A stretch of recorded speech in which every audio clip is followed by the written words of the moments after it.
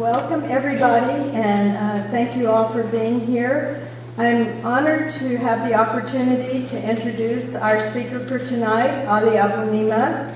If you haven't had the pleasure of hearing Ali speak before, I can assure you that tonight will be a memorable experience for you. If you have heard Ali speak before, I feel sure that what he shares with us tonight will help us all deepen our commitment to working for justice in Palestine. Ali is a Palestinian American who began speaking truth to power in 1996 when he challenged a Chicago NPR station on account of its lack of objective coverage. I think probably his parents would probably think that he was challenging, spoke truth to power at a much younger age, but we'll use the 1996 date for tonight. Over the years, Ali has emerged as an expert commentator on a range of topics about the Middle East. He is a frequent voice on KPFA, on other Pacifica stations, on NPR stations, and on other mainstream media as well. His writings have been published widely. In 2001, Ali became the co-founder of the electronic Intifada. In 2006, Ali published One Country, a bold proposal to end the Israeli-Palestinian impasse. Ali brings to the struggle for justice in Palestine great wisdom, inspiration, and vision, presented in an articulate and very humble manner. Last fall, I was driving home and listening to KPFA's broadcast of Ali's presentation at the BDS conference at Hampshire College. Ali's presentation was nothing less than mesmerizing for me.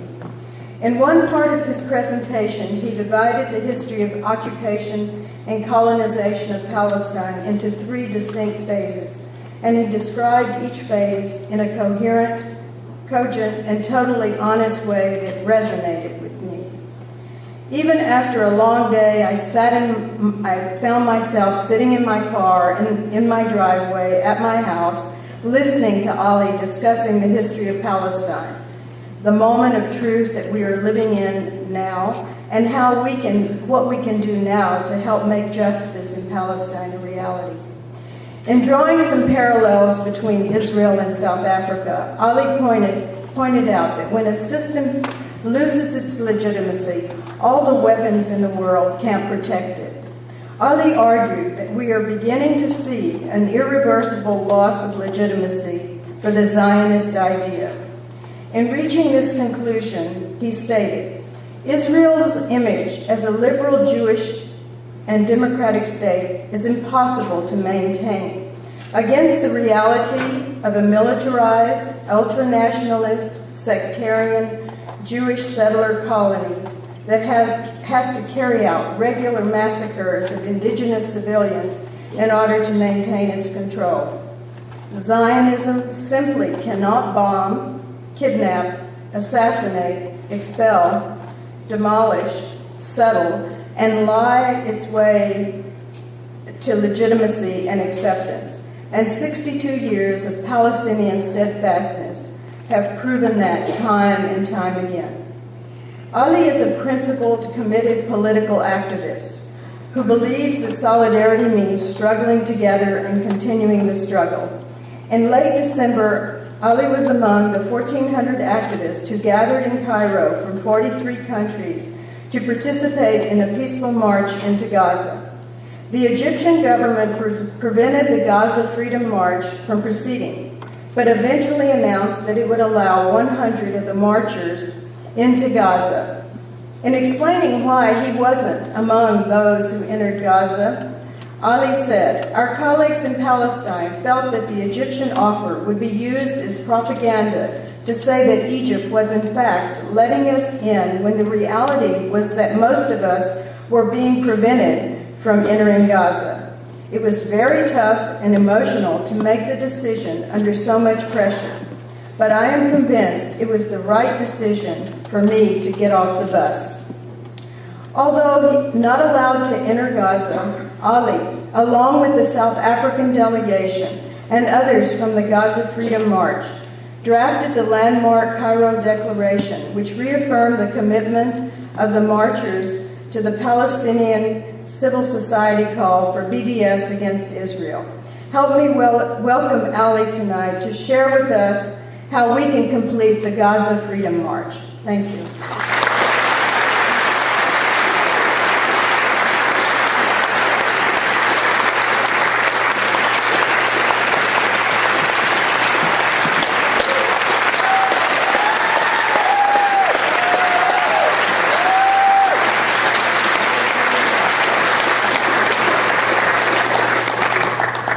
Thank you very much. It's really overwhelming to come back here, and it always feels like I have to put my phone in airplane mode so I can see the timer, but you won't get that annoying noise. There we go. It's off now. It's supposed to be off. All right. It always feels like a homecoming to come here to the Bay Area, and particularly to Mecca. And thank you, Nancy, for that very warm introduction. And thank you, Barbara. The feelings are very much mutual. I was just remembering as I was listening to you, the first time we met was in 1995. When you came to Chicago, and I remember you were coming to raise awareness and support for the work that Mecca was doing to build playgrounds for communities in Palestine who are actually designing and building playgrounds. And the energy that I saw then, just this incredible energy and determination, was exactly the same as I see now, and I see reflected in all the work that Mecca does, and that I saw when I saw you in the streets of Cairo just a few months ago, that relentless determination and focus on the mission. And I know, though, that for all the energy and commitment you bring, you have nurtured an incredible team, an incredible organization, and I'd also like to thank Ziad and Penny and all the people whose contributions I don't know about, who helped bring me here and always make my visits here so memorable and special. I want to start by talking about something that just happened in the past week or so, a controversy, a little storm over in Harvard. I don't know if you heard about it here. I know that Harvard is very far away and somewhat irrelevant to what happens in the Bay Area. But a fellow at the Harvard University's Weatherhead Center for International Affairs, a gentleman by the name of Martin Kramer, gave a speech. The Weatherhead Center, incidentally, is the largest institute for public affairs at Harvard University. Kramer gave a speech at the annual Herzliya conference in Israel, which is sort of this annual shindig of Israel's military and political establishment. And it's often attended by other sort of far-right American security types. This year, for example, it was addressed by New York Times columnist Thomas Friedman.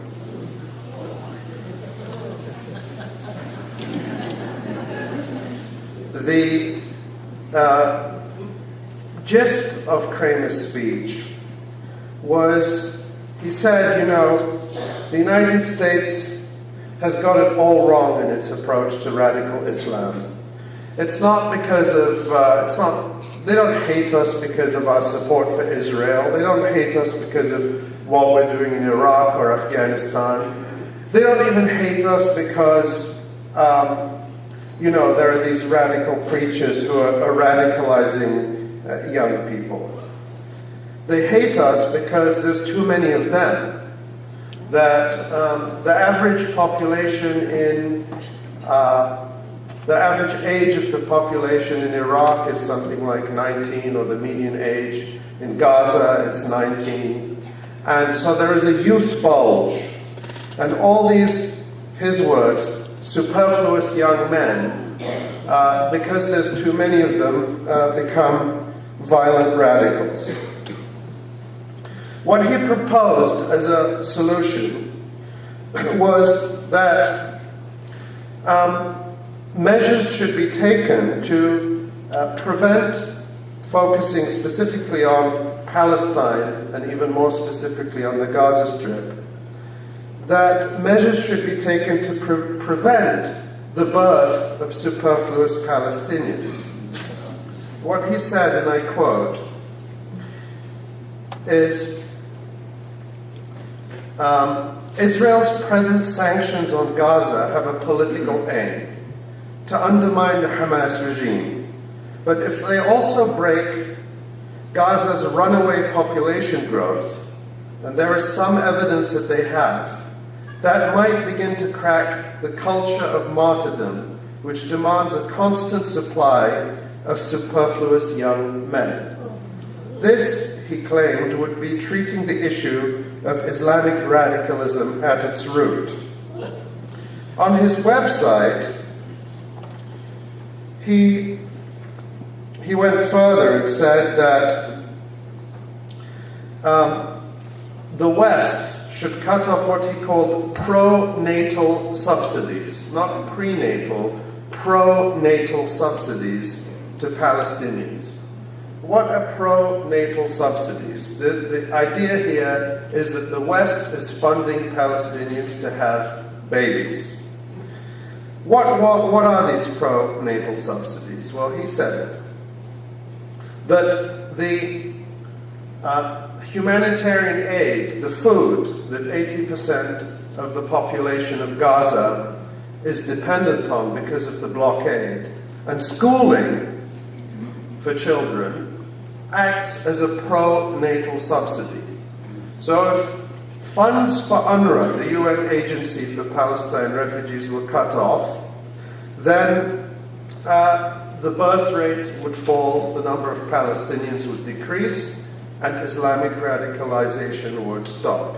To quote him, he said, UNRWA assures that every child with refugee status will be fed and schooled regardless of the parents' own resources, and mandates that this refugee status be passed from generation to generation in perpetuity. We found the speech on the electronic Intifada and publicized it, and we pointed out that the 1948 UN Convention on the Prevention and Punishment of the Crime of Genocide, which we should remember was created in the wake of the Nazi Holocaust, defines genocide to include measures intended to prevent births within a specific national, ethnic, racial, or religious group. That if you propose measures which are designed to prevent births within one ethnic or religious group and not another, that qualifies under the convention as a form of genocide. And direct public incitement to genocide is also a crime of genocide. And Kramer, we should remember, was making this speech in Israel in front of the military and political leaders who directly control the fate of the Gaza Strip. We wrote to the Weatherhead Center, as did many other people, and the initial response which I got from Professor Beth Simmons, the director, was the following. She said, "I agree with your assessment of the appalling nature of these statements." And she added, "The Weatherhead Center does not have a policy of censoring or censuring our affiliates on the basis of their opinions. I very much hope you bring these words to the attention of others affiliated with the Weatherhead Center, Harvard, and the broader community, where I hope they will garner their just reaction. And she encouraged us to encourage others to write to the head of the particular program where Martin Kramer is a fellow. A short time later, however, a strange thing happened. We received a statement signed by Professor Simmons and signed by two other professors who were acting directors while she was on sabbatical. And it seemed to reverse course 180 degrees. It said the following: over the past several days, we have heard from several members of the public and of the Harvard community who object to the statements of Martin Kramer at a recent conference. Accusations have been made that Martin Kramer's statements are genocidal. These accusations are baseless. Kramer's statements express dismay with the policy of agencies that provide aid to Palestinian refugees and that tie aid entitlements to the size of refugee families. Kramer argues that this policy encourages population growth among refugee communities. While these views may be controversial, there is no way they can be regarded as genocidal. These are Harvard professors. I don't know if they actually bothered to read Kramer's statements or the Genocide Convention, nevertheless.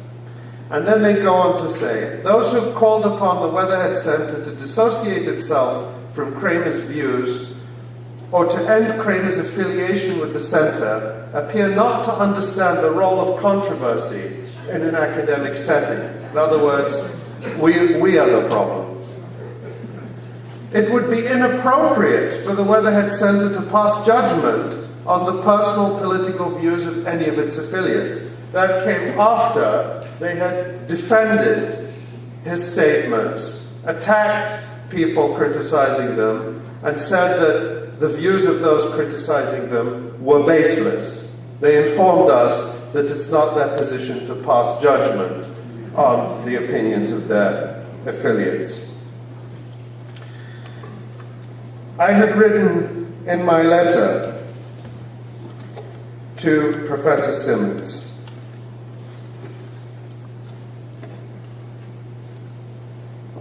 I wonder how long Mr. Kramer's views would be tolerated if, all other things being equal, he were an Arab scholar who had called for Jews to be placed in a giant sealed enclosure, which virtually no one is allowed to leave or enter, and deprived of food and schooling for their children in order to reduce their birth rate.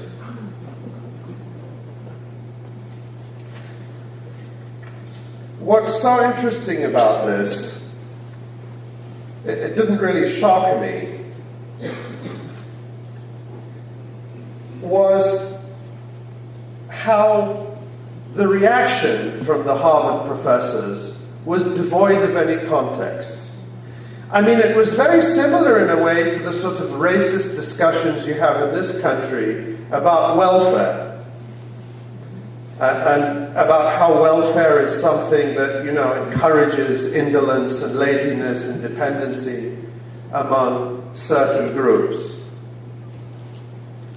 People in Gaza are not on welfare. They're in a prison.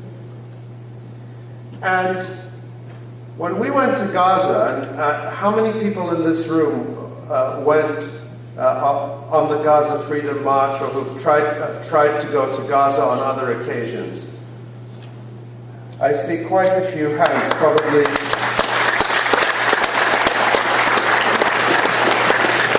How many of you got to Gaza? That's quite a few hands. But on the Gaza Freedom March, we didn't get to Gaza. And something struck me. A week ago, I was in Houston, and I met a young man studying at the university there, whose family is from Gaza. And we were talking about the Gaza Freedom March and how he had tried to go to Gaza himself in the summer and hadn't succeeded. And his mother had tried to go to see her mother, his grandmother. and had managed to get permission to go for 24 hours. The Egyptians would let her in provided she came out in 24 hours. And she had not seen her mother, who was advanced in years, for 11 years. And now she was going in to see her for 24 hours. And it just struck me at that moment, if you can try to imagine the emotions that you would go through in that situation, not just when you go in and you see your family or your parent for the first time in 11 years, but then having to leave after 24 hours.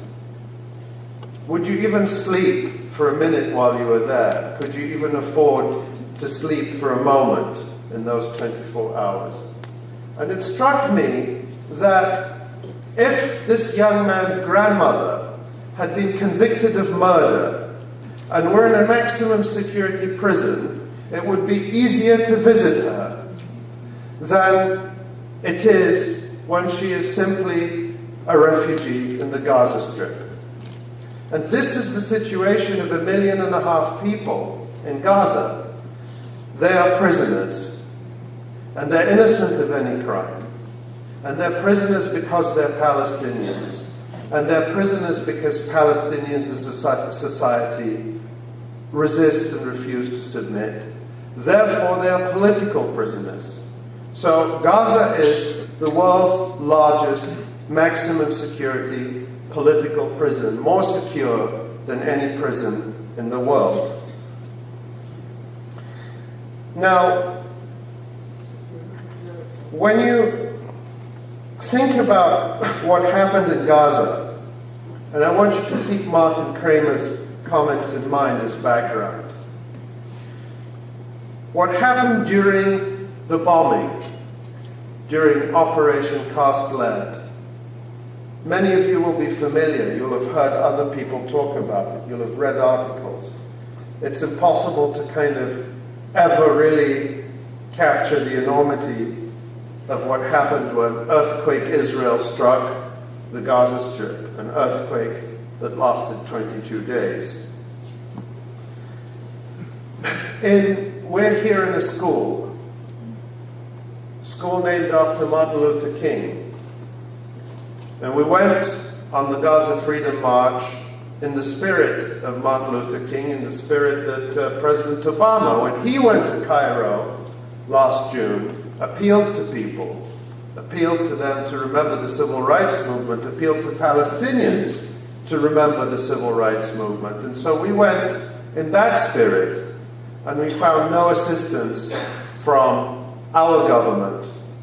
Barbara and I were among several dozen people held hostage at the United States Embassy in Cairo for trying to visit the embassy and ask our government officials to assist us to complete this march to Gaza, to march in solidarity with people in Gaza, with them and next to them, and commemorating the massacre.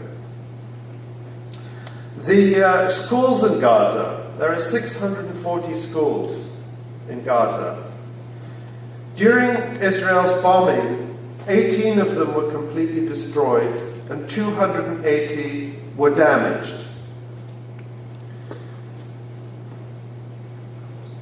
The agriculture in Gaza has been systematically destroyed. Gaza had very fertile agriculture for a very small territory, produced over 400,000 tons of fruit, of vegetables, of cut flowers per year. Approximately 1/3 of that was exported. Today, exports are zero. Israel doesn't allow anything out. Almost half of the land, 46% of the land, is out of use. It's out of use because of the systematic destruction by Israel during Operation Cast Lead and before and after, continuing, of irrigation pumps, of irrigation systems, the declaration of basically a free fire zone all the way along the border. So that a declared free fire zone of about 300 meters, but an actual de facto free fire zone of 1 to 2 kilometers. And remember, the Gaza Strip itself is only a few miles wide. So a significant part of the territory is too dangerous for Palestinians to enter. And on the electronic Intifada, we have frequent stories by reporters in Gaza, Palestinian and other reporters there, of the plight of farmers who risk their lives to go to their fields, whose entire orchards, olive groves and citrus orchards have died because the irrigation systems have been destroyed, who have tried to keep the trees alive by carrying water to them by hand, but too many farmers have been shot and injured or killed simply by entering their fields. The bombing of the water system. This is all documented in the Goldstone report. Israel bombed the water pumps that supplied 25,000 households in Jabalia refugee camp. This is in the Goldstone report. You can read it. Killing the engineer who looked after the pumps. The Goldstone report says they could only identify him by his shoes. They bombed the sewage pools deliberately, the walls of the sewage pools, to flood agricultural land with raw sewage, a form of biological warfare. When you look at all this together, what emerges is a systematic pattern to destroy any possibility of self-sufficiency for people in Gaza, to make them absolutely dependent on UN food aid, and then to use UN food aid as a weapon. It's quite systematic. So, when you look at Martin Kramer's comments, they actually fit a pattern. They have real-life consequences. I don't think it's a coincidence that just a few weeks ago, the government of Canada, which had for long been one of the biggest donors to UNRWA, the UN agency that provides essential humanitarian aid to Palestinian refugees. Canada, after decades of supporting UNRWA, cut its donation to UNRWA to zero. $15 million a year. And this is at the time when UNRWA faces an unprecedented deficit. This is not about UNRWA. It's not about more support for UNRWA. What I want you to see is the big picture here is of the systematic immiseration of Palestinians as a strategy. And Canada said that it would redirect its aid towards the Palestinian Authority security forces. A few days ago, there was a debate in the United Nations General Assembly over the Goldstone report. Goldstone report, as you'll remember, was the independent UN commissioned investigation into what happened in Gaza. And back in December, a resolution was passed calling for Israel and Palestinians to do their own investigations, which they submitted and which were found wanting. And this resolution called on them to have another 5 months to do so. The Israeli ambassador at the UN, Gabriela Shalev, made a statement against the resolution. And she said, "Can the Palestinian Authority conduct an investigation in Gaza from which it was violently ousted in a bloody coup? Or in contrast, do we really believe that the terrorist Hamas organization will investigate its use of human shields, its appalling methods of targeting civilians?" And this is what got me. and its cynical use of schools, hospitals, and mosques as weapons of terror. I mean, when I read that, I read a lot of this stuff, but I just stopped and I felt sick to my stomach, because it all of a sudden made so much sense to me that schools are part of the pronatal policies. Hospitals are part of the pronatal policies. That what you have here, when you look at the statements of the Israeli officials and their supporters and advocates in this country, is a systematic policy designed to, I don't know what, to reduce the Palestinian people, to reduce their numbers, to so demoralize them that they disappear.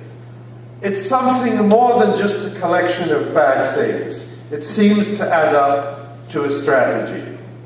What other explanation could there be for the fact that for 1 year after the attack on Gaza, there was a total ban, and still, on reconstruction supplies coming into the Gaza Strip? There was a report issued by 22 aid agencies in December, various humanitarian agencies that many of you would have heard of, mostly European, but Oxfam and Christian Aid and many others. And it documented that in the entire year, well, let me put it the other way. Prior to Israel's imposition of the, Gaza has always been effectively under siege, but prior to the imposition of the Titan siege in June 2007, there were approximately 7,400 trucks of construction supplies coming into the Gaza Strip to meet the needs of a growing population. In the whole year after Operation Cast Lead, a total of 41 trucks of construction supplies were allowed into the Gaza Strip. 41 trucks. You have to consider that, as I mentioned, half the schools were damaged or destroyed. According to the World Health Organization, of 122 health clinics they evaluated, 46% had been destroyed or damaged in Israeli bombing. Thousands of houses had been destroyed. Mosques, police stations, the Palestinian Legislative Council building, government ministries, irrigation systems, all systematically and carefully destroyed in such a way as to destroy the basis of civilized life in the Gaza Strip, to take away those things that allow people to have what we call a society. And then, once they're destroyed, not allow for any reconstruction whatsoever. So this is the crime in the Gaza Strip. It's not something that happened for 22 days and stopped. It's something that continues now. The bombing part was only a certain phase of this war against the Palestinian people in Gaza. What I've presented is grim. I want to make sure you see the bottle, because this is something very hopeful going on in Gaza.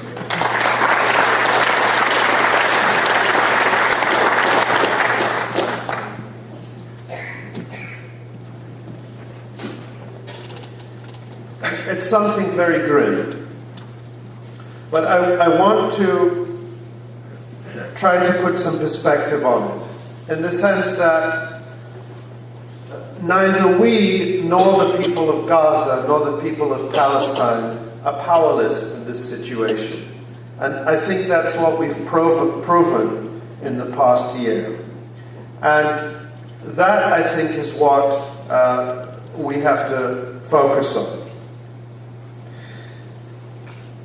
I'm going to come back to talking about the BDS movement later, but I just want to point out that a few months ago, for the first time in history, an arrest warrant was actually issued for an Israeli leader by a judge in London, for Tzipi Livni, one of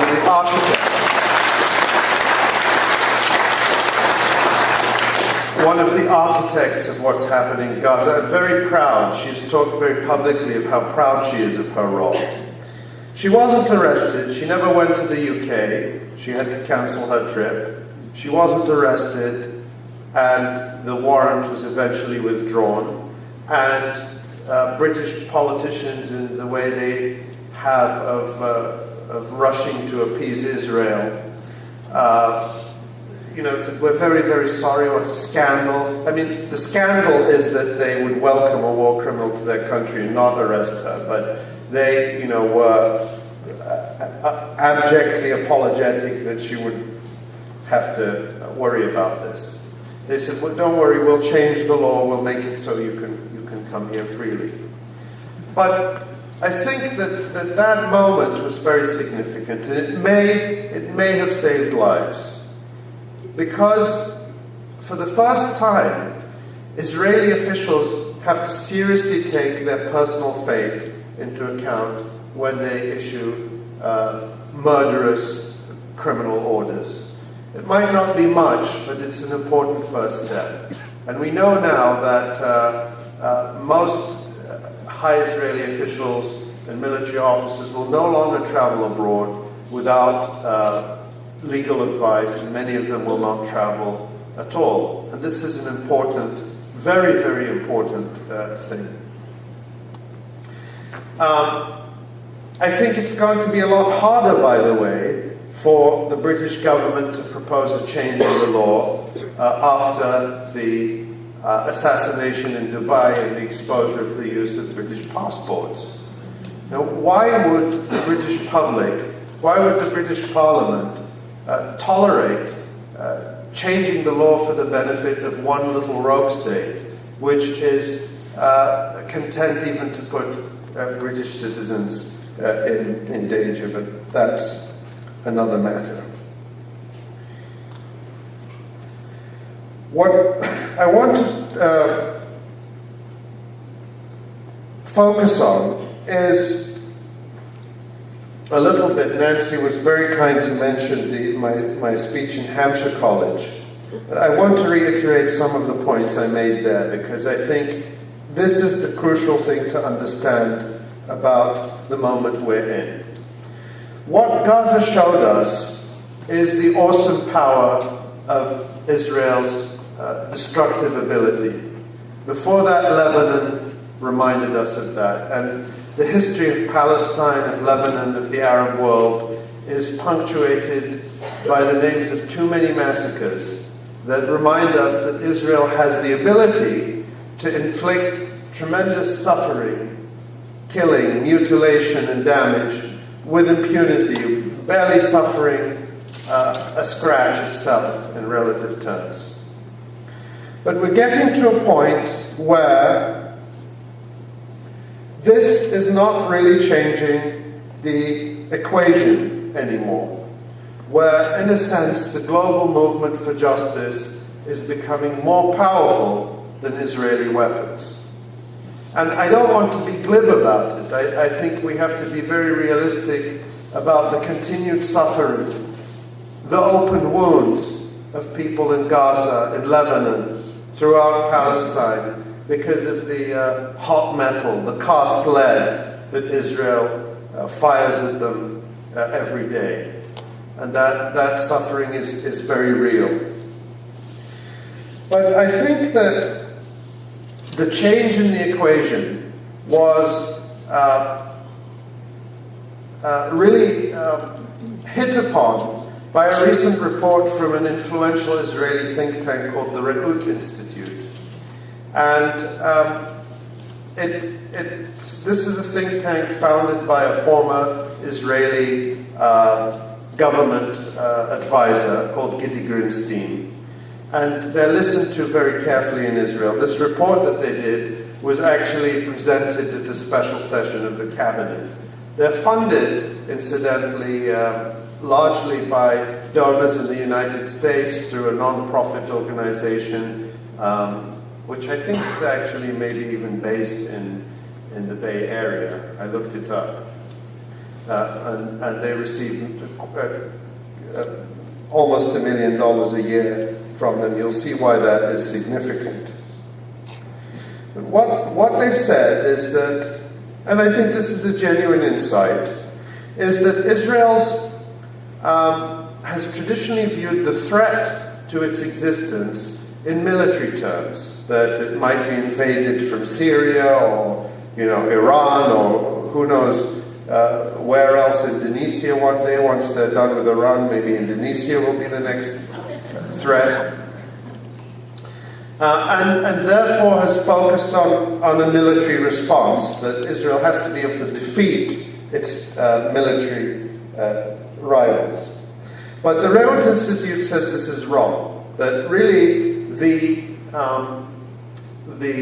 main threat to Israel is from what they call two networks, a resistance network and a delegitimization network. The resistance network is made up of the, what they call the asymmetric resistance on the ground, groups like Hamas and Hezbollah. And the aim of this resistance network is to bring about the implosion of Israel from within, similar to East Germany, apartheid South Africa, or the Soviet Union, rather than through a defeat on the battlefield, which is effectively impossible. Israel's too strong. The delegitimization network, which is supposedly in an unholy alliance with the resistance network, is us. It's the broad global movement of peace, justice, and human rights groups, boycott, divestment, and sanctions activists all over the world. Israel Apartheid Week, which begins, this is the first event for what for me is going to be a long week of about 10 days of travel and speaking for Israel Apartheid Week. Israel Apartheid Week is part of the delegitimization network. Church-based, faith-based, and trade union-based activism, and what they call lawfare, using the law to wage war against Israel, or using the law to actually hold Israel accountable. And they even, I was quite flattered by this, quoted my speech, which Nancy referred to in the introduction, New Hampshire College, as an example of, I supposedly laid out how the delegitimization strategy works. And here's the significant sentence, or couple of sentences from the Rehut Institute. Basically, the combined attack from the resistors and delegitimizers, and I quote, possesses strategic significance and may develop into a comprehensive existential threat within a few years. It says, a harbinger of such a threat would be the collapse of the two-state solution as an agreed framework for resolving the Israeli-Palestinian conflict, and the coalescence behind a one-state solution as a new alternative framework. Now, I want to look at these two parts separately. One of the things that you may have heard is that this report named a few of the global hubs of delegitimization, and they included London, Toronto, Madrid, and the San Francisco Bay Area.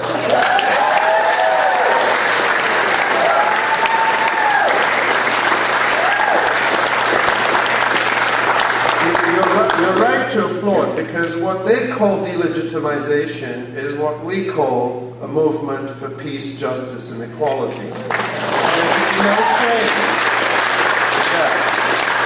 But I must say we were a little bit miffed in Chicago that they passed us over. after not winning the Olympic bid, actually we were quite pleased about that. But, you know, maybe next year we'll win the Delegitimization Hub Oscars from the British Institute. Nevertheless, good work. But there's something serious here, because what I did point out in, well, before I get to that, you should know what they called for. And this is why I think it's significant that they're being funded as a non-profit from the United States, that the tax-exempt non-profit charitable funds are being raised in the United States for this organization, because what it advocated, and Gidi Grinstein gave a speech at the Herzliya conference, the same conference at which Martin Kramer advocated measures to prevent births within a specific ethnic, religious, or cultural group, aka genocide. Gidi Grinstein gave a PowerPoint presentation in which he advocated to the Israeli government that it activate its intelligence services against these hubs of delegitimization. Didn't specify what action it would take, but they used two words: sabotage and attack.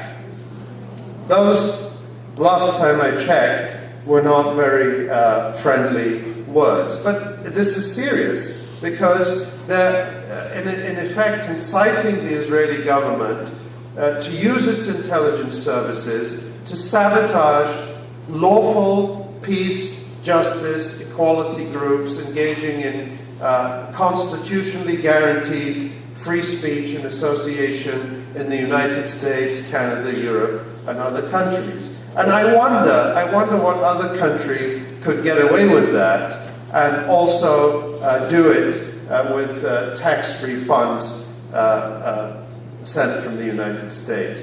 Of course, in a sense, it reflects, I think, the climate in this country over the past few years, where activities we once thought we could take for granted are under threat. I think we have to be vigilant, but without being alarmist, because I think, in a sense, our movement is much bigger and stronger than anything they can throw at it.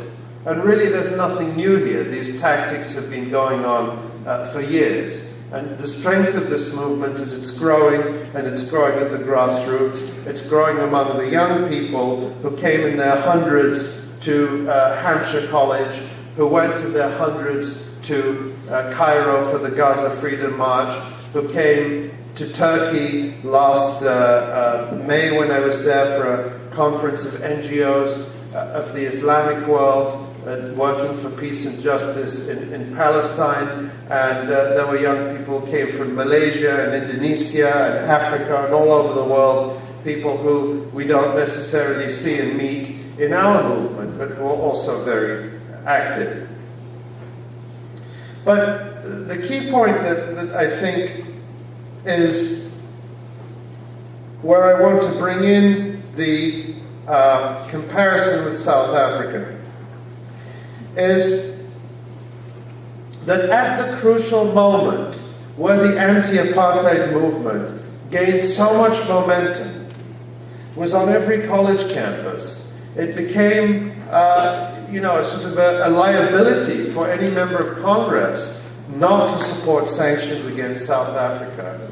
At that moment, the situation in South Africa itself was, in terms of the military balance, unchanged. There was never a moment in which the white regime's hold on power was physically threatened.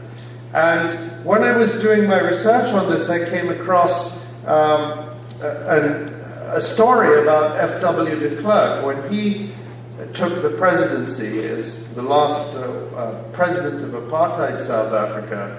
One of the first things he did was he gathered the military leaders and the generals around and said, how long can we go on? And they said, we can go on indefinitely. nobody can challenge us militarily.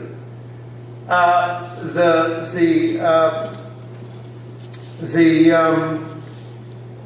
ANC, its military wing is very weak, has very limited ability to attack us. Nobody else can attack us, and so we could go on indefinitely.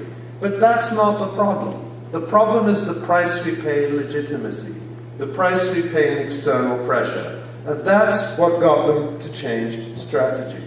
So for all the overwhelming force being used against Gaza, for all of the horror being done, none of that contradicts the notion that our power is growing and that Israel's is diminishing. Its power to destroy, its power to harm, its power to besiege is unchanged. But its power to do so with impunity is what is diminishing. And that is the important point. That brings me to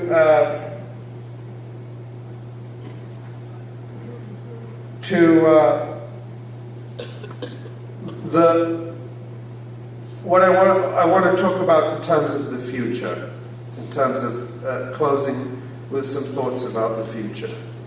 The first time I came here to speak was when my book had just come out. It's a book proposing a one-state solution. And I remember at that time, and this wasn't a new idea, it was an idea that had a long and venerable history in the Palestinian movement.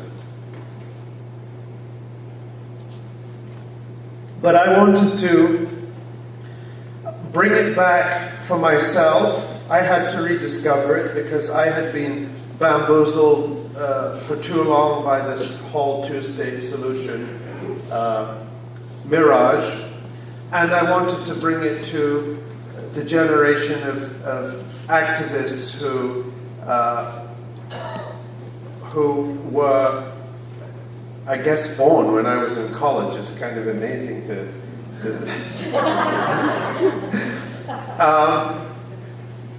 and I remember at that time, I mean, I met such I won't say, there were always friends who were very encouraging and thought this was a wonderful idea, but it was amazing, I got a lot of blank stares, a lot more than I get now.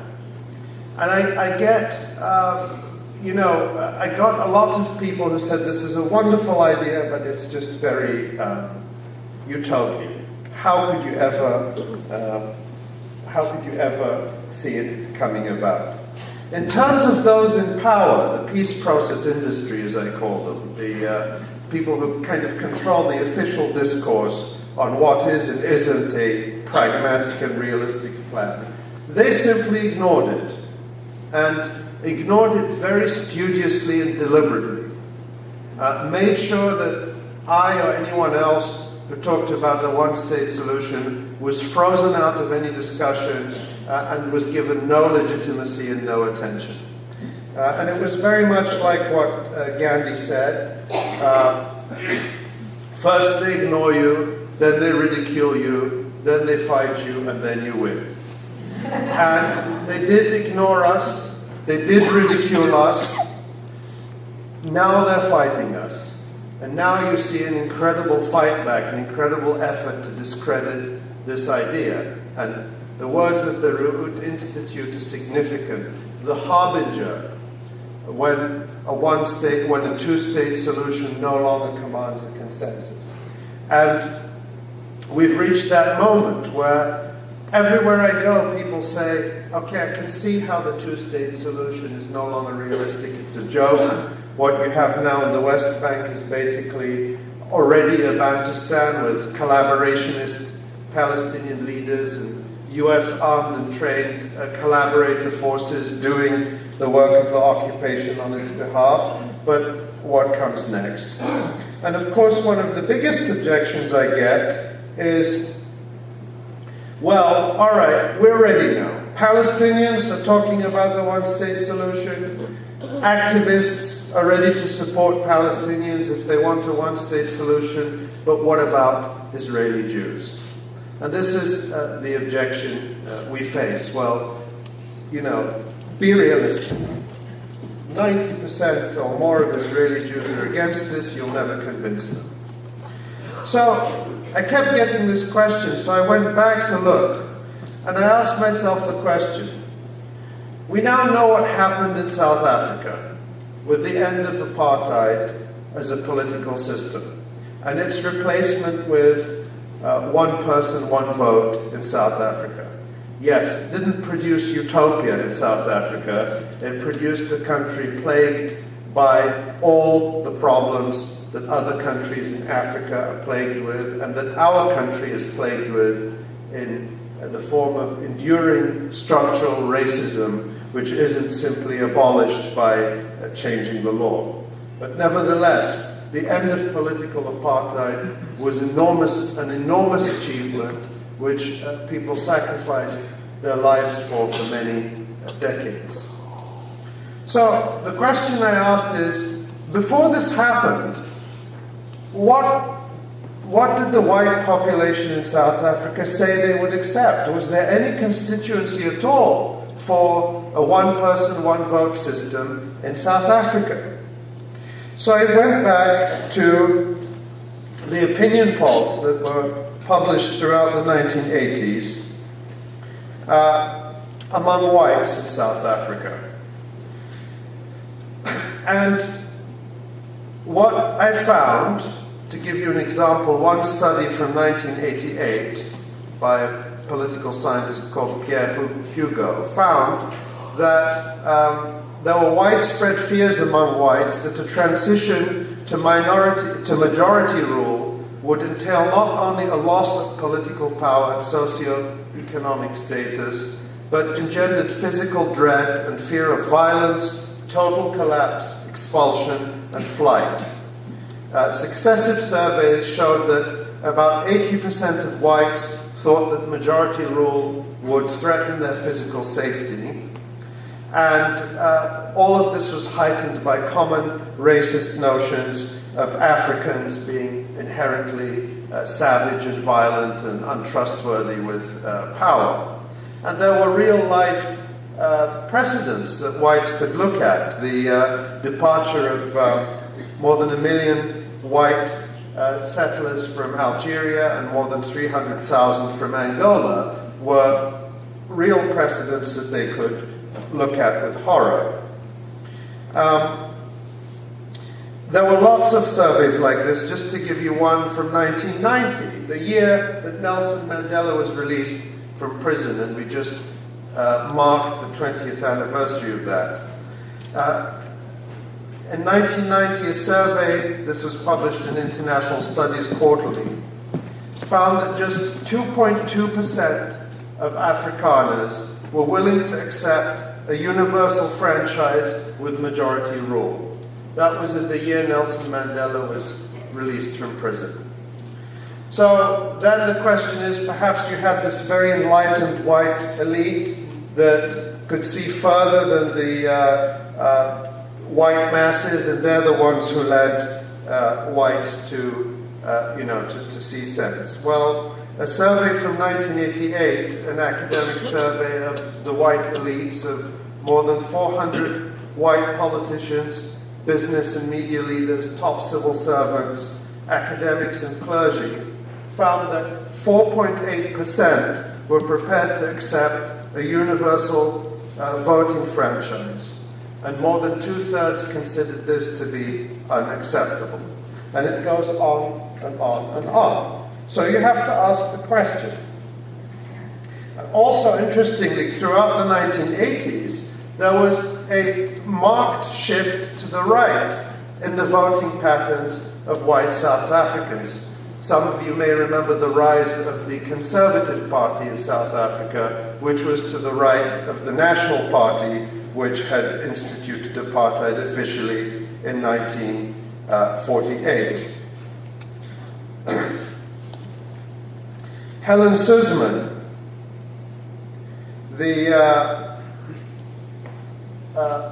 one of the best-known, internationally best-known liberal critics of apartheid, predicted in 1987.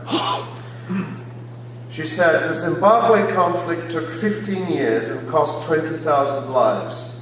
And I can assure you that the South African transfer of power will take a good deal more than that, both in time and, I'm afraid, in lives. That was from someone who wanted apartheid to end, and that was her prognosis for how it would be done. So the question then is, if the African National Congress had listened to the advice it was getting from liberals in Europe and in North America, don't demand one person, one vote. Don't demand full democracy. Be pragmatic. The whites will never give up power, and they'll fight to the end. And if you try and force them, it will be a bloodbath and a civil war in which millions of people will die. That was the discourse at the time. Luckily, the ANC didn't listen to that advice, and they continued to put forward a vision which was of a South Africa that belongs to all its people, united in their diversity with one person, one vote.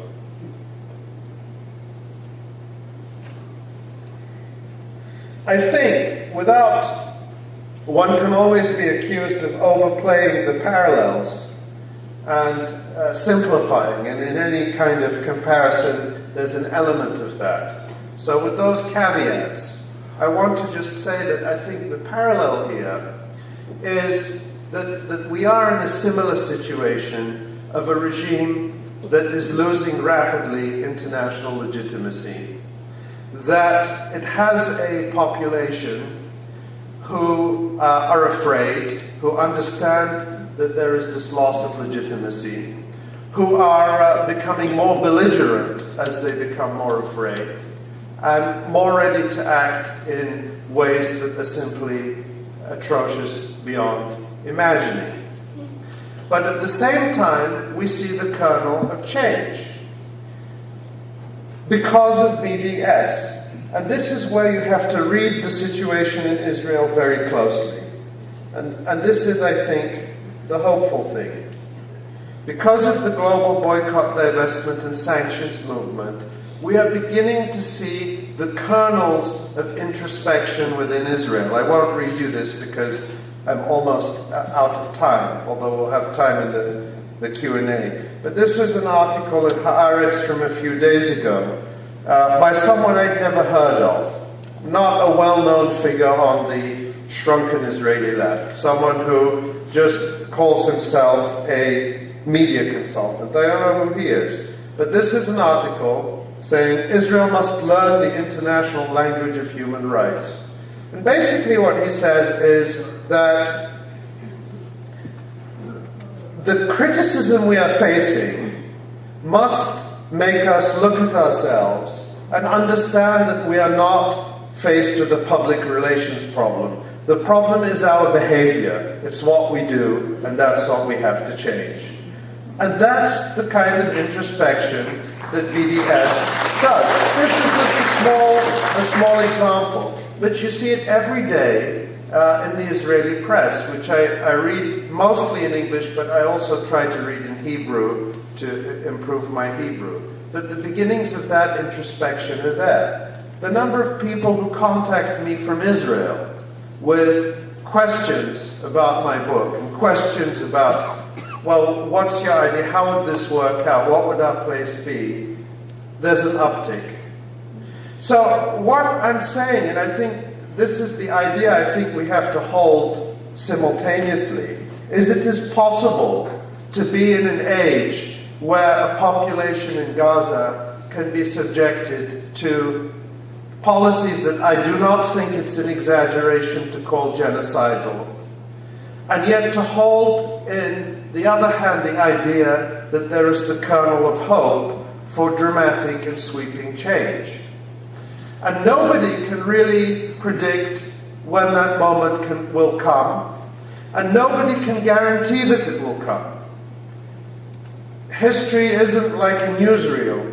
You know, you look at the story of South Africa, nobody can guarantee that it will be repeated. And nobody can guarantee that South Africa will have a happy ending either. The story there is not over. But what it tells us is that unexpected things can happen. And they can happen because we make them happen.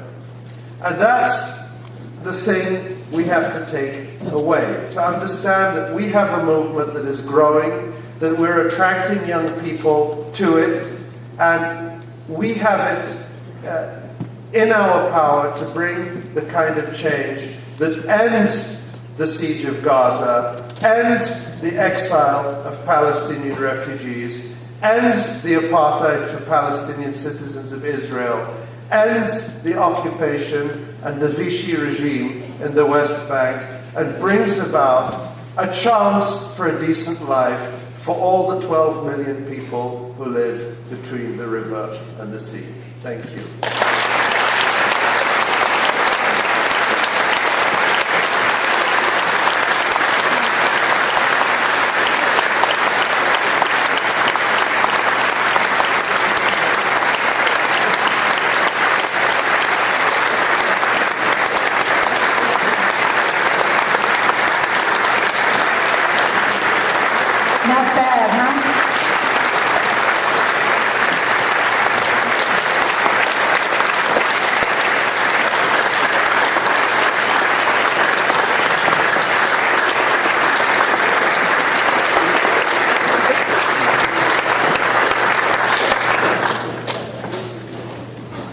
It's that moment.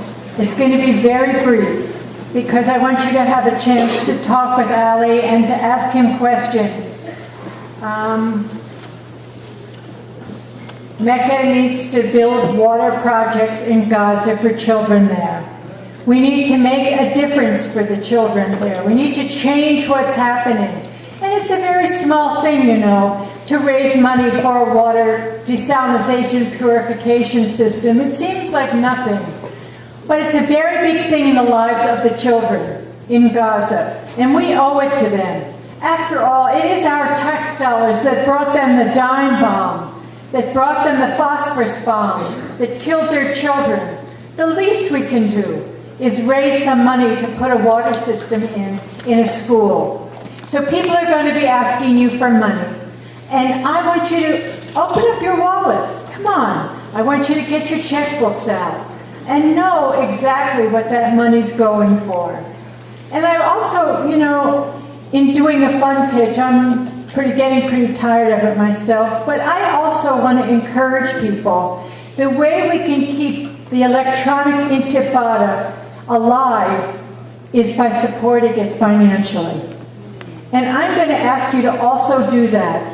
I'm going to ask you to send checks to Ali Abunimah, Middle East Children's Alliances. And the reason we are supporting the electronic Intifada financially is that without it, we don't really know what's happening. Yes, we can hear something here. We can hear, certainly we hear it on flashpoints, but we can't read it that much. And the electronic Intifada educates us, and it also lets us understand what's happening, not just quickly read something, but it gives an analysis like Ali gave tonight. So I am asking all of you to send a check to the electronic Intifada. We need this. They need our help. I want to thank you. And the last thing I have to say is, before the questions, is that apparently there was a raffle. People bought coupons, tickets, and somebody won a bottle of delicious olive oil from Ramallah. The number is 714079. Yeah? Well, you can pick it up at the Mecca table on your way out. And now I'd like anybody who has a question to come. There's a microphone here and a microphone there. And I want you to ask succinct questions. And I want people to be respectful. If you disagree with the question or you disagree with the answer, be respectful. Thank you. Why don't you start right here? Okay, thank you so much for your talk tonight. The one difference that I see between the South African situation and the current situation is the difference in the American Jewry. And I'd like to know how we can overcome that really huge difference. Thank you. That's a very good question, and that's something I get too. People say, well, the whites in South Africa didn't have the kind of support system and the kind of lobby that Israel has in this country, particularly among American Jews, but certainly not exclusively among American Jews, and nor, of course, do all American Jews support Israel. That's an important distinction to make. But I think it can be overblown in the sense that, until the 1940s and 50s, the normal thing in Europe and North America was to support whites in South Africa, to quote unquote, understand their predicament. And there were very few people calling for an end to apartheid, and people saw it as reasonable. They didn't have a lobby like the Israel lobby, for sure. But I think that what's changed so dramatically since, particularly since the attack on Gaza, is that, many more Jews are speaking out. And you see the growth of organizations. Is IJAN here tonight? IJAN the International Jewish Anti-Zionist Network, and many other groups, Jewish Voices for Peace, I know were out there too. And you tell me, what's been your experience in the past year? Has it been easier to speak to people who wouldn't have talked to you before, or the same, or harder, or raise your hand, just give me a shout out. Maybe you'll come up, and I would like to hear from you, because I think that's an experience I'm kind of hearing secondhand, that people are coming up. And I think the change, we also thought Congress was, an impregnable fortress of, the Zionist narrative and the Israeli narrative. But look at what's happened there. We had in Chicago, we had Cynthia McKinney come up and speak a couple of weeks ago. And, what an incredible woman she was talking about when she was on the Gaza Freedom boat, and it was rammed, and she was seeing her life flash before her eyes, and it was just incredibly moving, when they thought they were going to sink out there in the middle of the sea. But she was talking about her experience in Congress and how tough it was. She's someone who always talked about Palestine, who was never intimidated, and who paid a price for it.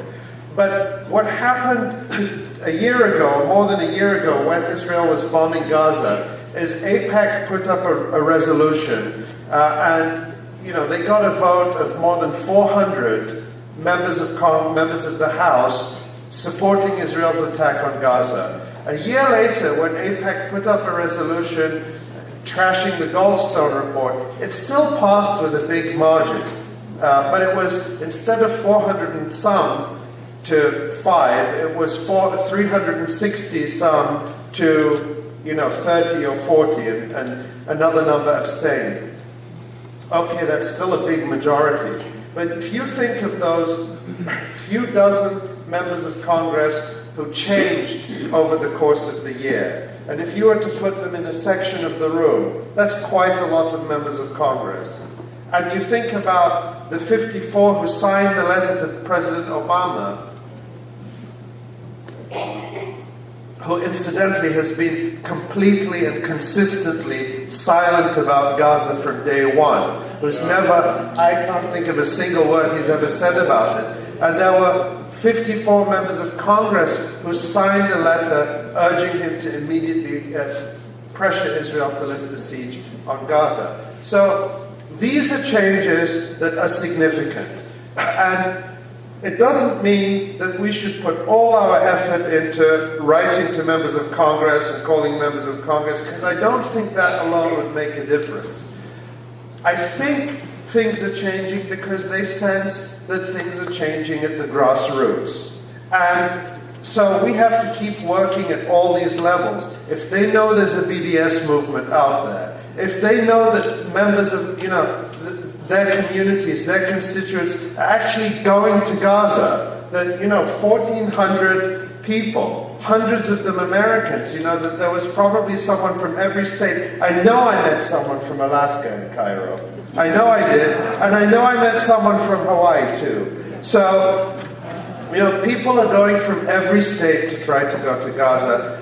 I think there is the beginning of a sea change. So, yes, there are differences, but these are not impregnable fortresses because people cannot simply remain just completely impervious to the facts forever. Thank you. Thanks for the hope. I appreciate it. Over here. Ali Abunimah, I want to thank you for your excellent analysis, and I want to thank you for holding the vision, a strong vision, and for keeping it in front of us and keeping us aware of it. And I feel it's so important that we join you in that vision. And in that, the changes that we can each do, the things we can do to help, will come to us. Thank you. Thank you very much.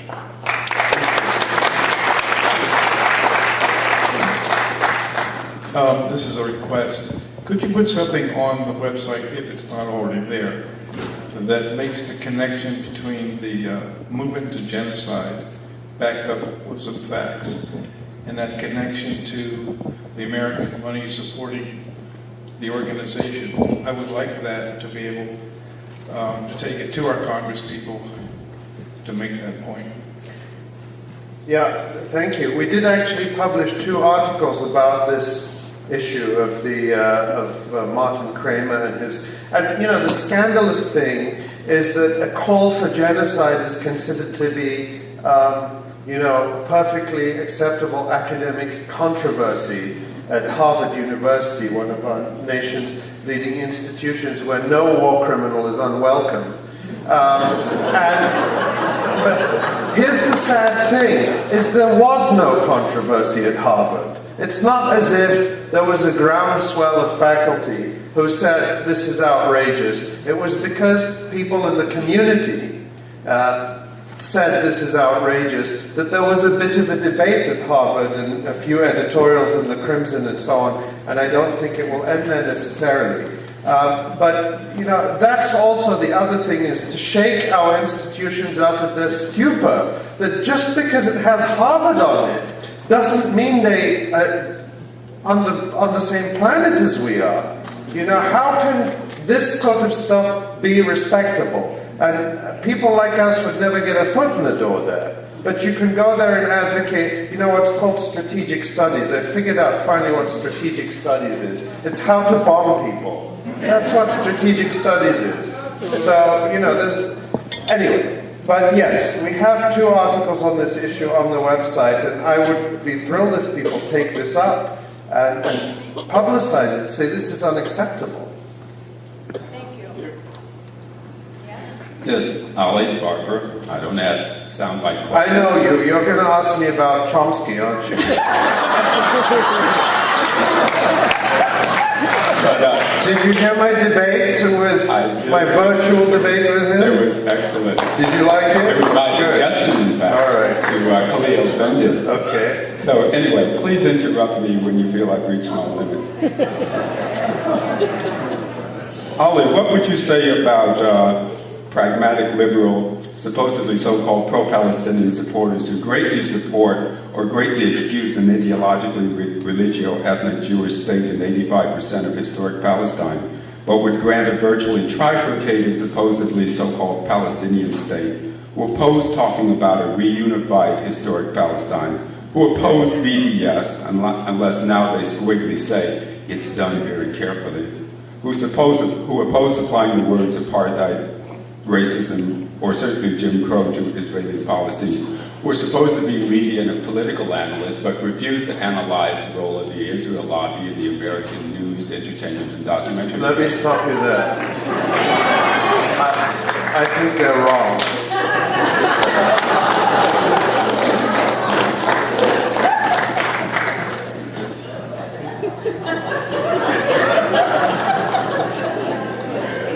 Thank you very much for coming. coming. I want you to know that Chicago's got a challenge in Davis. We have a BDS campaign, very active at the Davis Co-op. We've generated a lot of letters to the editor. We've got Omar Barghouti debating an Israeli professor next Sunday in Davis. And my question for you is, of course, we've got a huge, staunch Zionist community that we're dealing with, but not huge, but strongly, very vocal, is what do you think about Michael Lerner's recent piece? Is that useful? What do you know, where he's saying he doesn't like BDS, but it's not illegal, and we should defend the people, the supporters of BDS. Thanks. I didn't read it. I didn't read what Michael Lerner said, but I think the only thing I'll say about that is I think that it's becoming harder and harder to sustain an argument against BDS because BDS is people say Palestinians are constantly lectured. Cynthia McKinney got this question. There were some Zionists in the room when she was in Chicago, and someone stood up and gave this quite lengthy statement, and then said, but where is the Palestinian Martin Luther King? And Cynthia McKinney said, they're all in jail. Where is the Israeli Martin Luther King? And that's a question that I think that the whole issue of BDS throws up.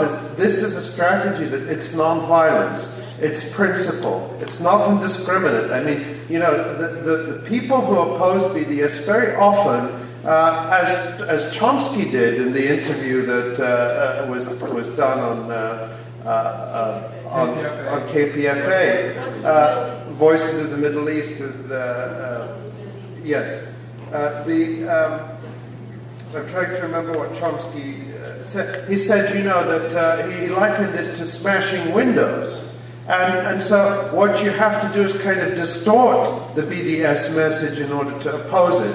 And there are very clear principles which are there on the BDSmovement.net website, on PACB. So these are really quite, when you actually look at BDS in terms of the principles, it's very hard to oppose it. And I'm sure there were people who opposed the Montgomery bus boycott then, who later said I was for it all along. I just want to say our website is davisbds.org. Check it out. Thanks. And I just want to say that this is great news to hear. This is happening at Davis. It's happening at the University of Arizona. It's happening at the University of Michigan. This is happening all over the country. And the second wave of BDS divestment activism is, there was a first wave a few years ago that kind of fell flat. And now I feel that the second wave is really taking off because the atmosphere has changed, because more people are getting involved, and it shows that what we do really, really matters, that this movement is really building up momentum. I have a short prayer for Palestine that's in the spirit of Martin Luther King. Free, free, free Palestine. Free, free, free Palestine. Just like an olive tree planted in the desert. Free Palestine. In the occupation, free Palestine. In the occupation, free Palestine. Just like an olive tree planted in the desert. Free Palestine.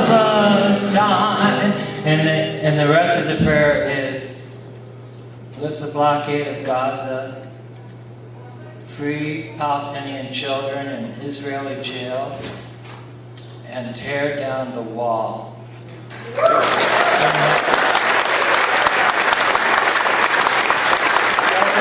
That was the first time I have ever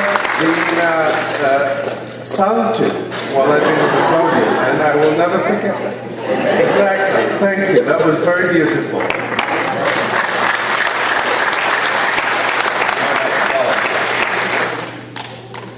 Specifically, I was looking for your comment on some of the statements coming out of folks in the Palestinian Authority.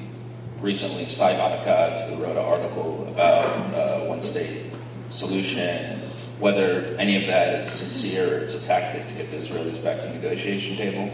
And also, if you could comment on or if it's possibly a return amongst some within Intifada to the kind of founding principles of a one-state solution, and just your commentary there.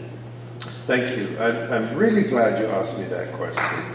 I don't think it's sincere, but I do think it's significant, and I'll tell you why. And just for those who aren't aware, just in the past few days, one of the senior members of the Palestinian Authority in Ramallah, Saib Erekat, news has come out that he's leaked or written and distributed a strategy paper saying that the Palestinians may abandon the two-state solution and embrace a one-state solution. And this is not the first time they've done that. They've sort of leaked this a couple of times over the past few years.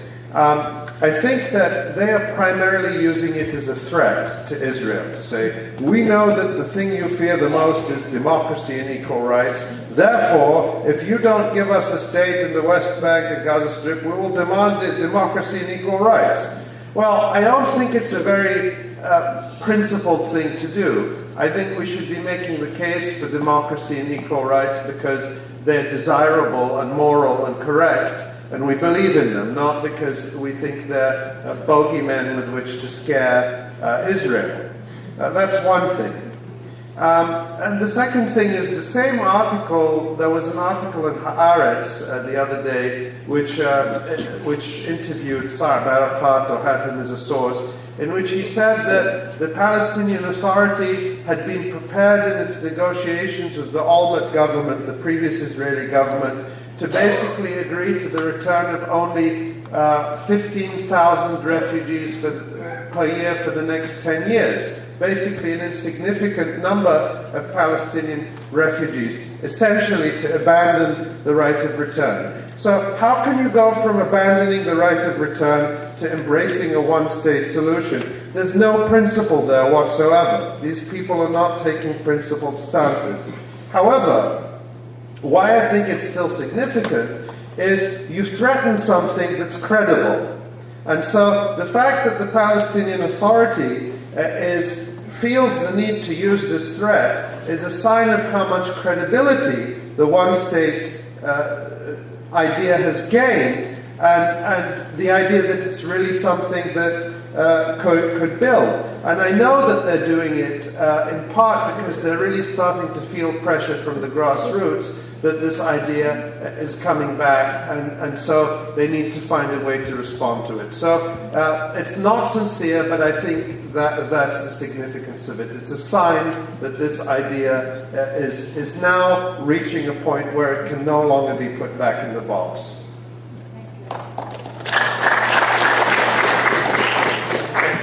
For your good and for everybody's good, I'm not going to sing. Sorry? Luckily, I'm not going to sing. So okay, no, really, I'm glad to see you, Ali. Thank I you. relocated to US recently, and one of the few names that came to my mind that a must-see person, you were one of them, so I'm really happy for being here tonight. I have a question and a request. The question about the one-state solution, I wonder if you are making enough effort to market that within also the Palestinian mainstream. You know, now Palestinians, we have two major powers, the collaborationists of Ramallah, as you call them, and then the others, those who are on the resistance side. Has there been any effort to market the solution among them, among their audience, to educate people's ambitions about what actually the liberation of Palestine would mean?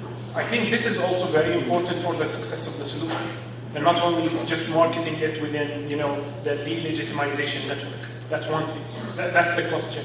And the request is, while I do agree that the misery and the suffer of Gaza is very, very supreme and everything has to be done about it, I'm quite worried or concerned that the focus on Gaza and calling for help for Gaza and not for Palestine is really shifting the focus, because the political massacre which is happening in the West Bank, where the collaborationist regime is basically fulfilling the last steps of the Zionist project, are really dangerous. The only reason why we don't hear about killing or destruction from the West Bank is because the mission is almost complete.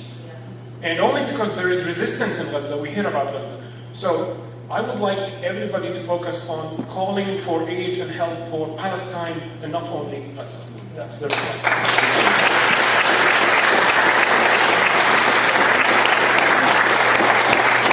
Thank you. I really take the last point, and I agree with you. And I think that we have to do all those things. I think the situation in Gaza is dire to a level that is unprecedented.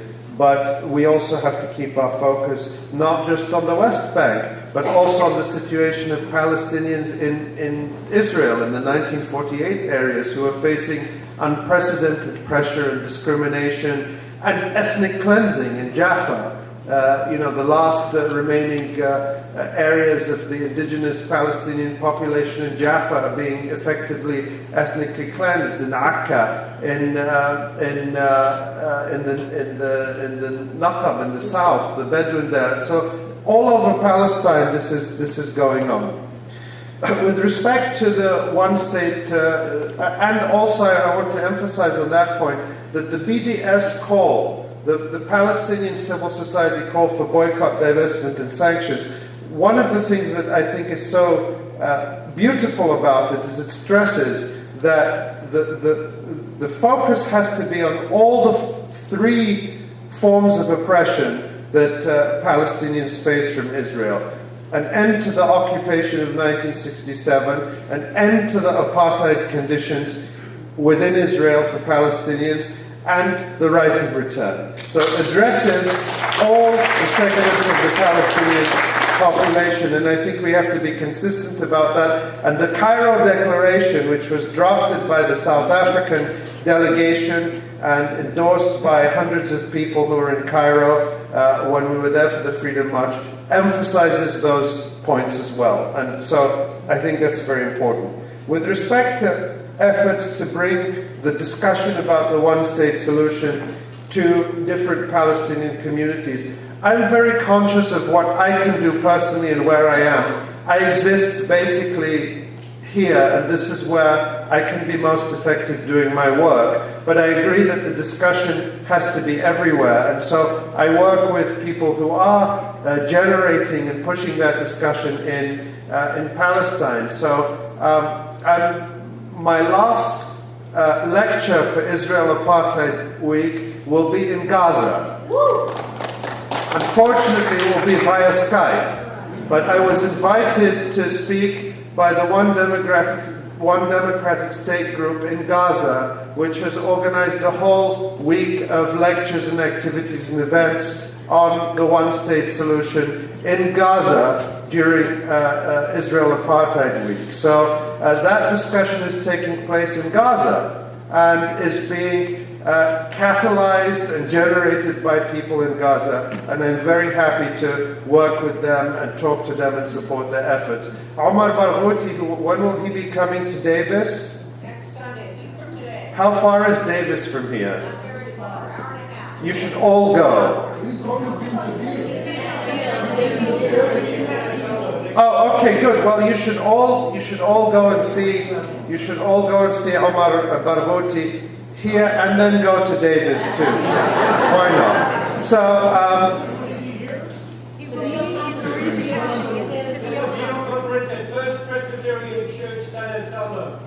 okay. And so Omar Barghouti is another voice who has been raising this issue, but it's happening, I think, more and more at the grassroots. And I think what it points to is that as Palestinians, we have faced such physical separation, political separation, geographic separation. I think the challenge for all of us, wherever we are, in the diaspora, in Palestine, in 48, in Gaza, the West Bank, in Jordan, is to begin a process of building a vision that supports the rights and needs of all Palestinians. Because what the so-called two-state solution did, and what Oslo did, is it sacrificed the rights of Palestinians in the diaspora and of Palestinians inside Israel in exchange for partial rights for Palestinians in the West Bank and Gaza, who in any case got nothing. But they were prepared to say, give us in the West Bank, give us some of our rights, and you can have the right of, forget about the right of return. But, Palestinians in Israel in 1948 never said to the Israeli state, and of course I'm talking about the leadership, not the ordinary Palestinians, but Palestinians inside Israel, their leadership, whether it was from one party or another, or the higher committee of the Arab elected officials in Israel, never said to Israel, give us our citizenship and you can continue occupying the West Bank. The people in the refugee camps in Lebanon they never said, give us our right of return and you can keep the Palestinians in Israel as second-class citizens. So how did the West Bank leadership, or what became the West Bank leadership, develop the right to say, give us our rights and to hell with the rights of the rest of the Palestinians? So part of what we have to do is to restore a dialogue and a discussion that includes all Palestinians. And I don't have a miracle solution for that. It's very difficult because of just the sheer logistical challenge of it. But there are all sorts of efforts going on, grassroots efforts, informal efforts, simply talk on the internet. I mean, it's an incredible tool simply to be able to talk to people on the internet. And it's interesting that the Palestinian Authority has tried to infiltrate these efforts with things like the Palestine Network, which they set up recently to try to kind of co-opt some of these discussions happening among activists. But that's the broader discussion we face, not so much inside, outside, but all Palestinians together, making a vision that meets all of our needs and rights.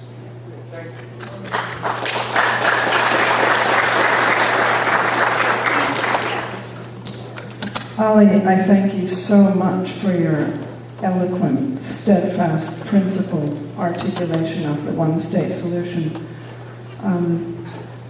My question is, you probably know that the Sabil website, and by the way, I'm planning to attend the Sabil conference, and it's presenting some fabulous speakers for sure. You probably know that the Sabil website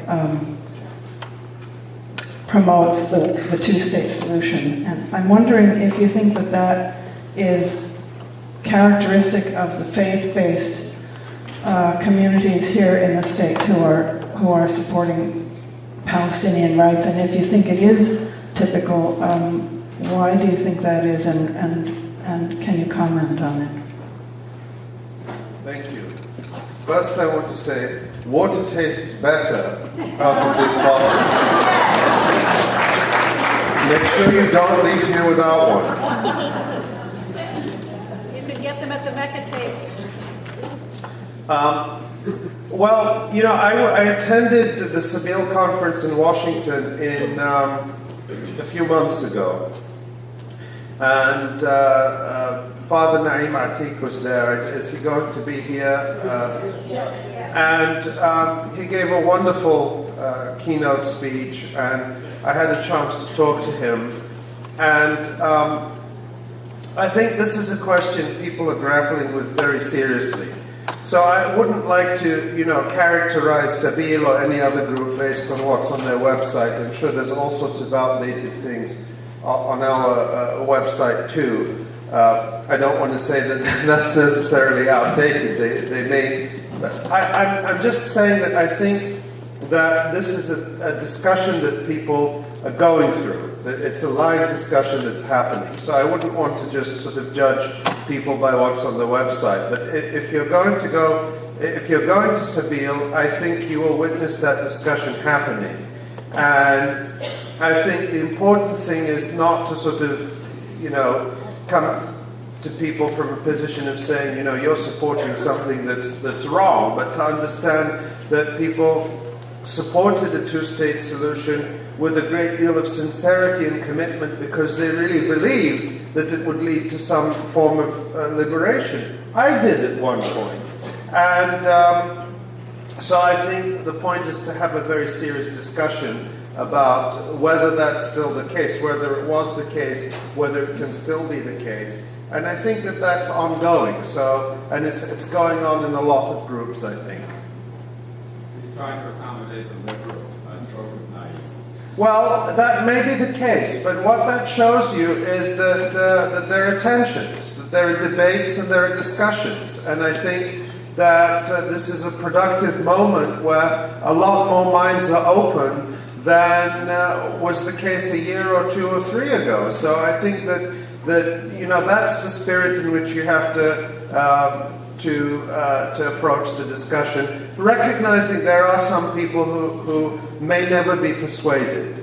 But I think there's a lot of people who are genuinely searching, genuinely asking the questions. I face new questions every day, and I try to come up with good answers. And sometimes those questions really challenge me because, they raise something I hadn't thought of. But that's the discussion that has to happen, because an idea can't really take root unless people can begin to imagine it in, having some material reality. And that's what this is about. I don't think it's about browbeating people into sort of accepting one slogan or another. It's about getting them to engage in a real process of thinking about, what a vision of justice would look like and how to get there. And that's not an easy discussion to have, especially after people have committed to a particular path for so long and then you're asking them to change it.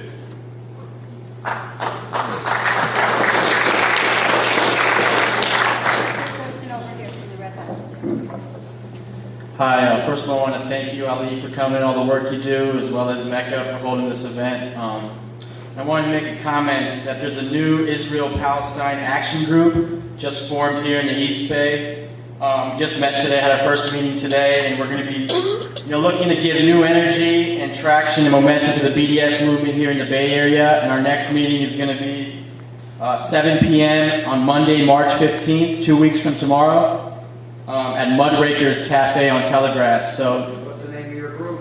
It's an Israel-Palestine action group affiliated with the Progressive Democrats of the East Bay. We're going to be working. So I'd love to have you come to that event, or come to that meeting, 7 p.m. at Mudrakers on Monday, March 15th. Stewart and Telegraph. And we're going to be working to boycott local stores, etc., and lobby representatives. We also have a petition floating around for Barbara Lee to end the occupation and the siege of Gaza. That's great to hear. And one thing I would really encourage, again, just to emphasize, and it's something you may already be doing, so this isn't directed necessarily at your group, but a lot of the work has been done in terms of thinking through the methodology of BDS. So, again, the resources to use that have been put together by the Palestinian movement calling for BDS, bdsmovement.net, and then when it comes to the cultural and academic boycott, pacby.org, to use those resources and websites because they lay out some of the principles and methods.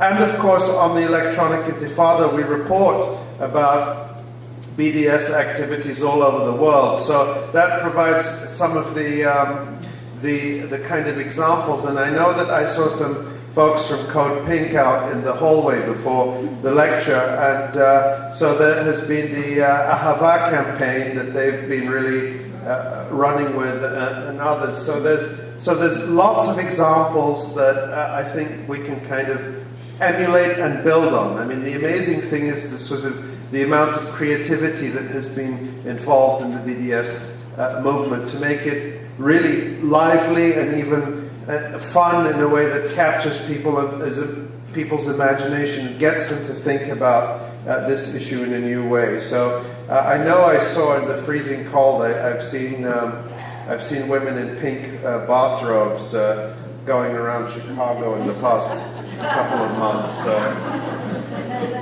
Okay, you're next. Great, thanks. Thanks for your hard work as well. I have two questions. One of them is the city of Berkeley tried to divest, as you may know, several years ago, both from Israel and Palestine. Would you support that effort again for both of them to be included in the wording? That's the first question. Number two is, would the BDS supporters refuse money from Ahmadinejad and his government and condemn what's going on in Iran? Well, I don't know of anyone who has ever been offered money by Ahmadinejad. I know that if his government or any other government offered me money, I wouldn't accept it. That's just the bottom line. And I think it's very important that, people not be blind to what's happening in Iran just because of the rhetoric of Iran in support of Palestine. I think that's very dangerous because the danger then is of a backlash in Iran. If people see the Palestinian cause being used cynically by their government, then the danger is that they will really turn against the Palestinian cause. So that's very self-defeating, I think, for Palestinians. So one has to be wary of any government that is offering support and be very, very critical of it. So I think I share the sentiment that you're giving, and I would certainly condemn the obvious oppression that we see in Iran of people there. And then would you support, if the city of Berkeley, I'm not aware of any of these efforts being tried right now, but to try to divest from both Israel and Palestine, as they tried to word it last time, and it still was defeated by the pro-Israeli lobby here? Well, I'm not familiar with all the details of that. I don't know why they would want to divest from Palestine. I think that equal wording is what they were trying to do. Sorry? I guess they were trying to do equal wording to be non-judgmental. Well, I think that would be, that you'd have to be very wary about that because, of course, they're not equal. There is, you wouldn't divest from. South African divestment was very clearly aimed at the apartheid regime, and so our divestment efforts have to make clear what they're aimed at, and in a sense get people to take that stand. And I think that's the political and advocacy work we have to do, otherwise we haven't really gained anything. Yes. As you well know, the United States spends billions supporting Israel. I wonder if you would influence the Palestinian government to make a persistent and public request that America send 300 Peace Corps volunteers a year to Palestine. If they had been doing this for the last 5, 10, or 15 years, you would have had a very difficult problem dropping bombs in those areas. And in addition, you would have had these Peace Corps volunteers coming home, telling stories to their parents and their families, whereas all this stuff that trickles out over decades would have been out here a lot earlier. So I wonder, do you have enough influence to push that kind of idea so that persistently and publicly would ask in the public over and over again to send us Peace Corps volunteers to rebuild homes and habitat workers and people like that? Thank you. I think the problem is too much American support right now, not too little. Because the kind of support that the United States has been sending to Palestine has been really damaging and made things worse. It's not just the billions to Israel, but it's the whole the security regime that the Palestinian Authority has, that's propping up the Palestinian Authority. So the U.S.-trained militias trained under the direction of Lieutenant General Keith Dayton, whose job is to arrest Palestinians, crack down on political organization. The gentleman earlier referred to that. In the West Bank, hundreds of political and charitable and social organizations have been shut down by these U.S.-backed so-called Palestinian security forces. So we need less of that U.S. intervention. The other thing that I think is very damaging is sort of the importation of this U.S. neoliberal economic model to Palestine in a very virulent and intensive form. This is sort of a global phenomenon, but the so-called economic peace of Netanyahu, which has been adopted by the collaborationist Palestinian Authority. So now their big showcase project is a so-called new Palestinian city called Rawabi. It's supposed to be the first planned Palestinian city. It's actually indistinguishable from an Israeli settlement. But it's to be an Israeli settlement for the Palestinian elite and Palestinian bourgeoisie who want to be Israelis, effectively.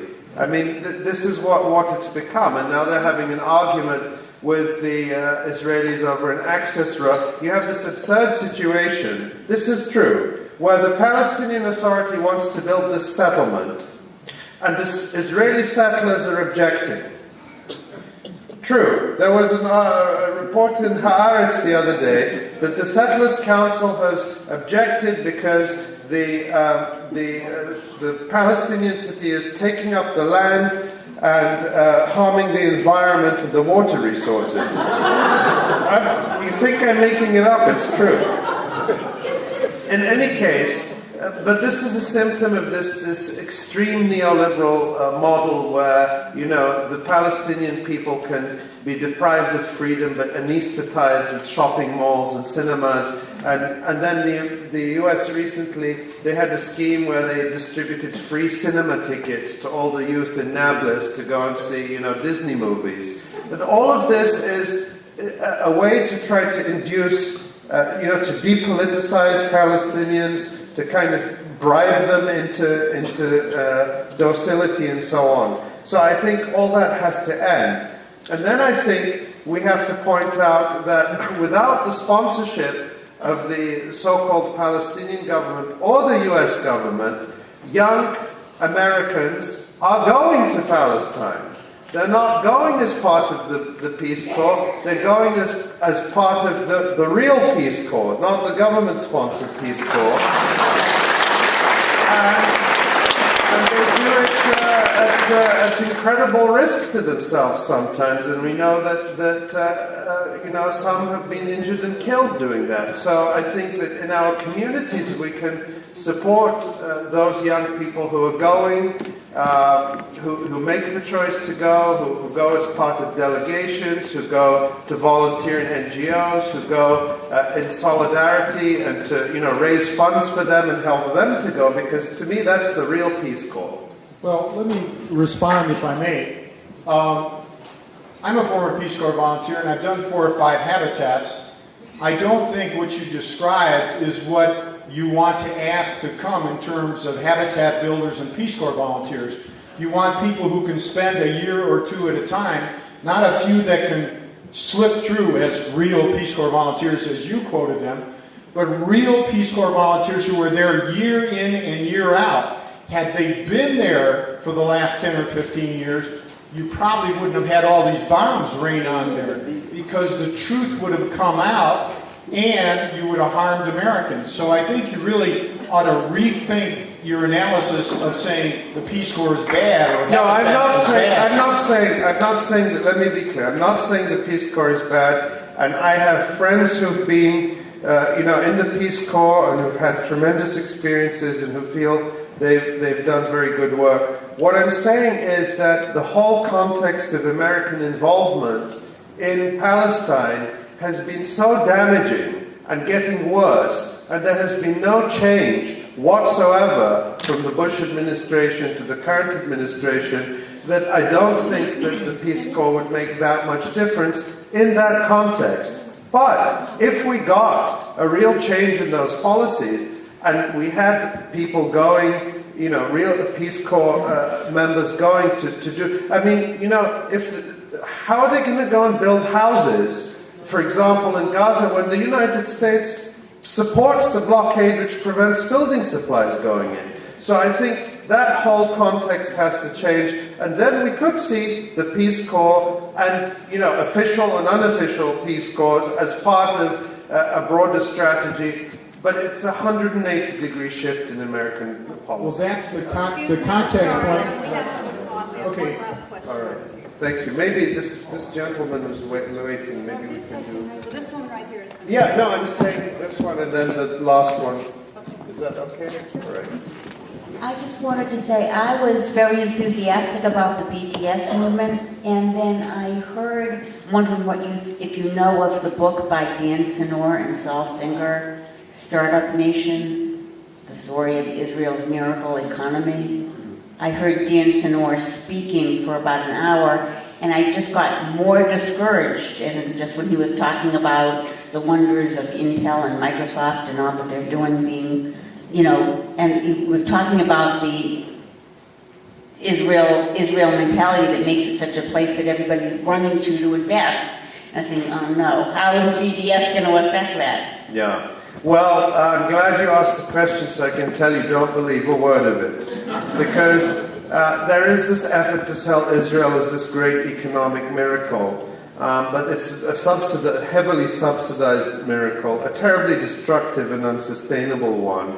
And, in fact, the Israelis themselves are tremendously worried. When you read the Israeli press, on a daily basis, you see that the fear of the BDS movement is real. And it's not just measured in sort of, raw economic numbers. I don't think anyone thinks the BDS movement is going to bring the Israeli economy to its knees. And in fact, there's a very big academic debate about the role of sanctions in ending the apartheid movement. And a lot of, economic historians look at it and they say, well, actually, sanctions didn't make that much difference. Trade sanctions didn't make that much difference. That the biggest effect was that South Africa couldn't get credit on international markets. That was much more significant than divestment, which was basically negligible. There are these arguments that go on. But the totality of it, the psychological impact of South Africa becoming a pariah, was what really got the whites to begin to reevaluate and to say, we can't go on this way. The status quo is too costly. We have to change. And do I think that is possible for Israel? Absolutely I do. And I think the signs of it are already there. So don't be sort of bamboozled by this business that Intel is rushing over there. I think that Israel is much more vulnerable to BDS than people think, and the signs of that are already shown.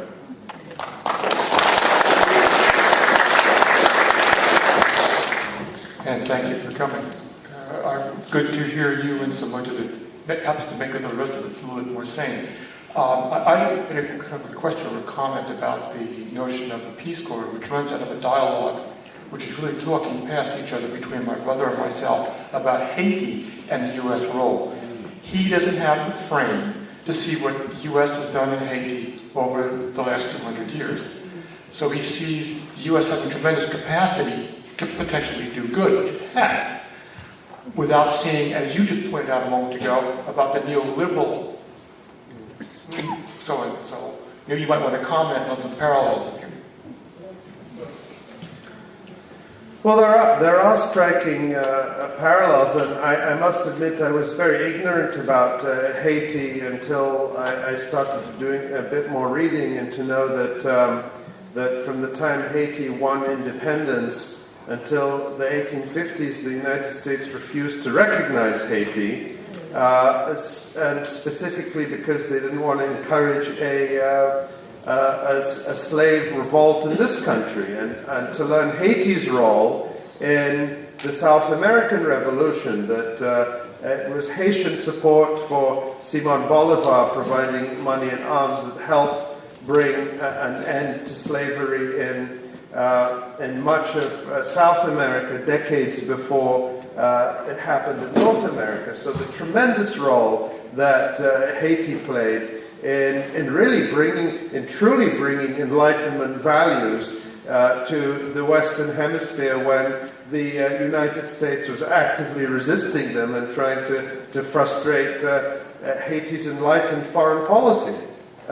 So I think there are all kinds of parallels because of that history of the United States really doing a lot of harm to Haiti, and then when disaster strikes, rushing in with thousands of troops, and what Naomi Klein, brilliantly called disaster capitalism. We see that repeated all over again, where you see the economic elites in Haiti talking about this as a great opportunity. And let's not forget, of course, Israel rushing in for 2 weeks with a field hospital and staying long enough to get the photos taken, and then leaving Haiti and using it very cynically and very openly as a kind of public relations effort, while denying any aid to people in Gaza. So there are some quite interesting connections there. Not to mention the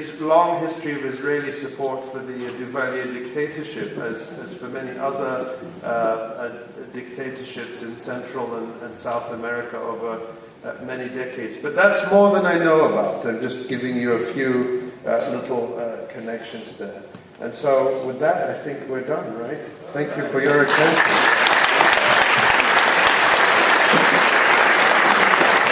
Let's give them another big hand. Ali Abunimah.